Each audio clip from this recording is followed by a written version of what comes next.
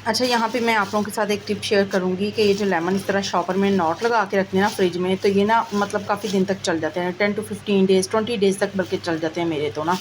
अगर इसको ओपन ही रख दें तो क्या होता है कि लेमन का जो छिलका है ना ऊपर से ड्राई हो जाता है लाइक दिस, बल्कि बहुत ब्लैक हो जाता है, ये तो बहुत कम है। तो डार्क हो जाता है छिलका और अंदर से बहुत ज़्यादा जो है ना वो मतलब अंदर से ड्राई नहीं होता, बाहर से छिलका ड्राई हो जाता है। और जब उसको स्क्वीज़ करने लगते हैं ना, यूँ मतलब निचोड़ते हैं या लेमन निचोड़ने में इसको रखते हैं, तो उसका छिलका जो है ना वो फट जाता है और ठीक से वो स्क्वीज़ भी नहीं किया जाता। तो ये जो है ना बेस्ट ऑप्शन है कि इनको फ्रिज में ऐसे शॉपर में डाल के तो रख दें, तो इस तरह ड्राई भी नहीं होते और एज़ इट इज़ जो है ना रहते हैं, फ्रेश रहते हैं।